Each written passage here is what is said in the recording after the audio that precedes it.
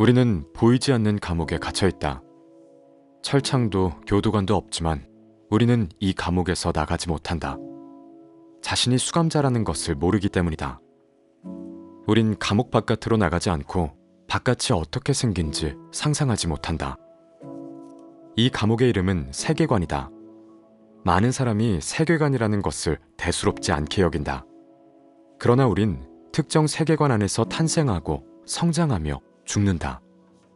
어떤 이들은 기독교적 세계관에서 태어나서 기독교인으로 죽는다. 그는 한 번도 불교의 세계관에, 유물론의 세계관에 발을 디뎌보지 않고 자신의 세계가 전부라고 믿으며 눈을 감는다. 어떤 이들은 불교의 세계관에서 태어나 불교인으로 성장하고 불교도로 죽는다. 그는 한 번도 다른 세계관에 발을 디뎌보지 않고 눈을 감는다.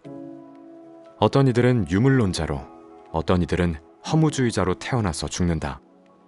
어떤 이들은 과학주의자로 태어나고 성장했으면서도 자신에게는 세계관 같은 건 없다고 믿으며 눈을 감는다. 그리고 오늘날 대부분의 한국인은 이원론의 세계관에 갇혀있다.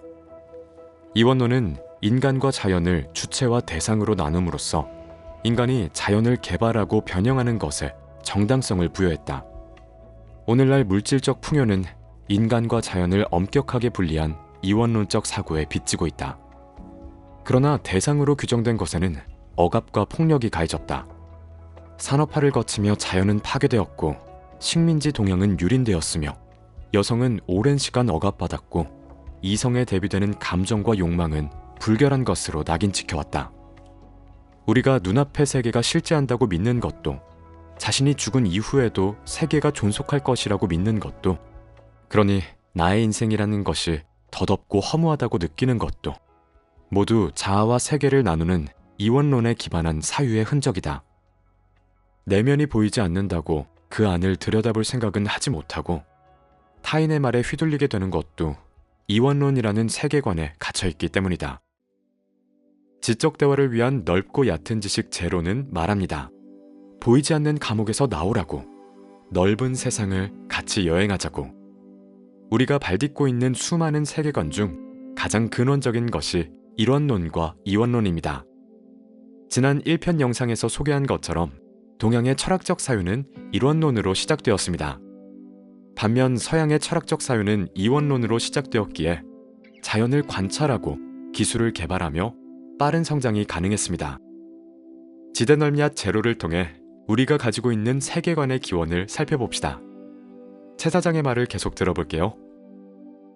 서구 사상과 이원론의 기원에는 플라톤이 있다. 그는 절대적이고 완벽한 이상세계, 이데아가 실제한다고 주장했다. 플라톤은 이데아를 이해시키기 위해 우리에게 동굴의 비유를 제시한다. 지하의 넓은 동굴에서 어릴 적부터 사지를 결박당한 사람들을 상상해보자. 이들은 포박 때문에 머리를 돌릴 수 없고 앞만 보도록 되어 있다. 이들의 뒤쪽 멀리에서 횃불이 타오르고 있다. 이 포박된 죄수들은 평생 동굴벽에 들이운 그림자만을 보며 살아야 한다. 그렇다면 죄수들은 눈앞의 그림자를 무엇이라 생각할까? 그것을 실체, 진짜라고 생각할 것이다. 플라톤은 인간의 모습이 포박당한 죄수들과 동일하다고 말한다. 우리는 눈앞에 펼쳐진 세계가 실제한다고 믿지만 그것은 동굴벽에 들이운 그림자와 같은 환영일 뿐이라고. 만약 죄수 중 하나가 포박을 풀고 동굴 밖으로 나간다면 어떤 일이 벌어질까? 그의 눈이 점차 빛에 익숙해지고 세계의 진짜 모습을 보게 될 것이다. 그는 평생 자신이 진실이라고 믿어왔던 것이 한낱 그림자이고 허상임을 깨닫게 된다. 그는 진실을 알려줘야 한다는 생각에 다시 동굴로 돌아오지만 사람들에게 비난과 욕설만 받을 것이다. 그가 햇빛에서 어둠에 들어오는 바람에 앞을 잘 보지 못하자 사람들은 그가 위로 올라갔다 오더니 눈을 버리고 왔다면서 저 위로는 올라갈 가치조차 없다고 말할 것이다. 플라톤은 우리가 보고 있는 현실이 이데아의 그림자, 허상이라고 말한다. 진짜 이데아는 인간의 내면에 있다고 플라톤은 말한다. 예를 들어 삼각형에 대해 생각해보자. 우리는 삼각형이 무엇인지 안다. 그러나 아무리 연습장에 삼각형을 잘 그리려고 해도 완벽한 삼각형은 만들 수 없다. 현실에서는 완벽한 무엇인가란 존재하지 않는다. 그러나 우리는 머릿속에 완벽한 삼각형을 가지고 있다. 삼각형뿐만이 아니다. 우리는 불완전한 현실을 살고 있지만 도덕적 선, 아름다움, 정의와 용기에 대해 알고 있다. 플라톤은 우리의 머릿속에 혹은 영혼 속에 절대적이고 완벽한 이데아가 있음을 지적한다. 플라톤의 이데아론은 이후 서양 사상의 토대가 되었다. 서양인의 세계는 이제 둘로 나뉘었다.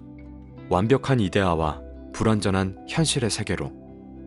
플라톤의 이데아론에 의해 서양 사상은 이원론의 형태를 띠게 된다. 서양 사상의 영향을 받고 자란 우리도 세계를 이분화하는 데 익숙하다. 천국과 지옥, 선과 악, 빛과 어둠, 영혼과 육체, 이성과 감성, 서양과 동양, 문명과 야만, 부자와 빈자, 남성과 여성까지. 무엇인가를 이해하기 위해 우리는 가장 먼저 그것을 이분화한다. 이원론적 세계관은 긍정적인 면과 부정적인 면을 모두 갖고 있다. 긍정적인 면으로는 학문과 과학기술의 발달, 그로 인한 물질적 풍요이다. 인간은 세상의 주인으로서 물질적 자연을 분석하며 이것의 기능과 원리를 빠르게 발견해냈다. 긍정적인 것은 주체의 관점일 뿐, 대상으로 규정된 존재에게는 억압과 폭력이 가해졌다. 자연은 파괴되었고 감정과 욕망은 무시받았으며 동양은 야만으로 낙인 찍혀왔다. 너무나 오랜 시간 동안 서구 사회는 세계 절반의 고통에 무관심했다. 근현대의 역사가 서양의 승리로 끝나면서 동양의 근현대는 서양을 배우고 모방하는 역사가 되었다. 우리의 역사와 사상은 초라해 보였고 그래서 우리는 서양인이 되고자 했다. 그들의 철학과 사상, 기술과 문화를 빠르게 흡수했다. 결과적으로 오늘날 우리는 동양인으로 태어난 훌륭한 서양인이 되었다. 서양의 세계관 위에 당당히 발을 딛고 살아간다. 이원론과 실제론의 명칭은 낯설지만 그 내용은 매우 상식적으로 느껴지는 이유가 여기에 있다. 반대로 동양의 이원론적 세계관은 너무도 낯설게 느껴진다. 위대한 스승들의 거대 사상은 이미 우리에게서 잊힌 것이다. 서양 철학은 18세기 칸트가 등장하고 나서야 관념론을 진지하게 탐구했습니다. 19세기 니체는 이원론의 한계를 냉철하게 지적했으며 20세기 물리학의 발전은 관찰자의 시점을 중요시 여기게 되었습니다. 21세기가 들어서며 유럽은 서양의 물질 중심적 세계관의 대안으로 인도와 동양의 고전에 관심을 가지기 시작했죠. 일원론과 이원론, 둘 중 어느 것이 옳거나 틀린 것이 아닙니다. 어떤 순간의 삶에는 이원론이, 또 어떤 순간의 삶에는 일원론이 필요할 겁니다. 그러나 우리가 이원론만 익숙해하기에 지적 대화를 위한 넓고 얕은 지식 제로는 우리에게 권하는 것입니다. 내면 속으로 잠시 침잠하는 것을. 세계는 곧 나의 마음이며 나와 세계는 분리되지 않는다는 것을 이해하기를. 책그림이었습니다. 감사합니다.